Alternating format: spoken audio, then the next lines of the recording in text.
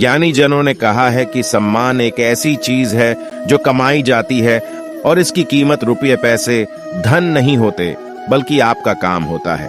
कोई भी व्यक्ति अपनी कामों से ही समाज में मान सम्मान पाता है, लेकिन कई बार ऐसा भी होता है जब दुर्जनों से आपका सामना होता है।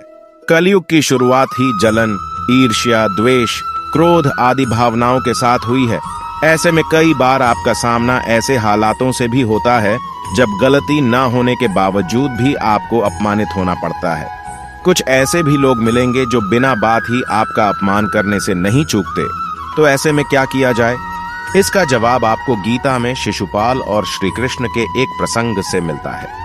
इसके अनुसार अपने कर्मों से ही मनुष्य जाना जाता है, इसलिए किसी के द्वारा सम्मान या अपमान किया जाना केवल उस क्षण के लिए ही होता है। आगे आपके सामाजिक जीवन में उसका कोई महत्व नहीं रह जाता, लेकिन आपके कर्म ही हमेशा याद किए जाते हैं। इसलिए अगर कोई व्यक्ति बेवजह और बार बार आपका अपमान करता है तो उसे अनदेखा करें। लेकिन हाँ, अगर एक सीमा से अधिक ऐसा हो तो इसका जवाब देना भी आवश्यक है। पर जवाब का अर्थ यह नहीं है कि आप भी बदले में उसका अपमान करें। वास्तव में ऐसा करना आपको उसके अपमान का ही हकदार बनाता है। इसलिए यह जवाब भी आपको अपने कर्मों के द्वारा ही देना होगा।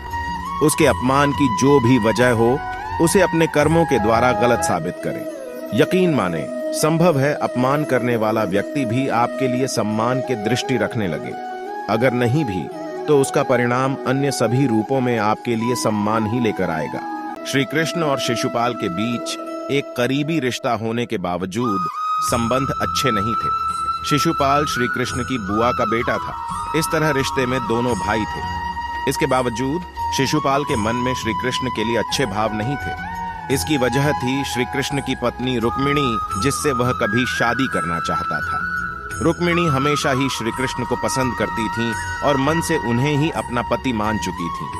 लेकिन उनका भाई रुक्मी कृष्ण को पसंद नहीं करता था और इसीलिए उसने छेदी राज्य के राजा शिशुपाल से उसके रिश्ते की बात तय कर दी। बाद में रुक्मिणी ने एक दाई के द्वारा अपने मन की बात श्री कृष्ण को बताई और इस अनचाहे विवाह से बचाने की बात कही। श्री कृष्ण ने भी रुक्मिणी की खूबसूरती की कई कहानियां सुनी थीं और वह भी उन्हें पसंद करते थे।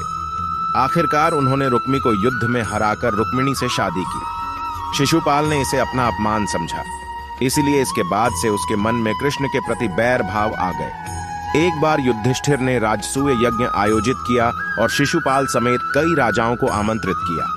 वहां कृष्ण के प्रति लोगों की भक्ति, श्रद्धा और सम्मान देखकर वह क्रोधित हो उठा और उन्हें अपशब्द कहकर अपमानित करने लगा। इस पर पांडव उसे दंड देने को आतुर हो चुके थे।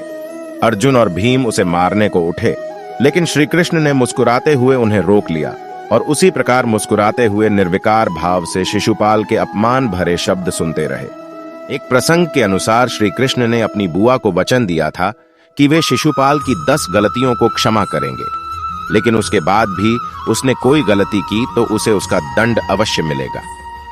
श्री कृष्ण ने यहां वही किया। शिशुपाल लगातार अपशब्द कहता रहा और श्री कृष्ण उसके शब्द गिनते रहे। जैसे ही वह 99 शब्द पर पहुंचा, उन्होंने उसे चेतावनी दी कि अब उसे रुक जाना चाहिए, अन्यथा अच्छा नहीं होगा। लेकिन वह नहीं रुका।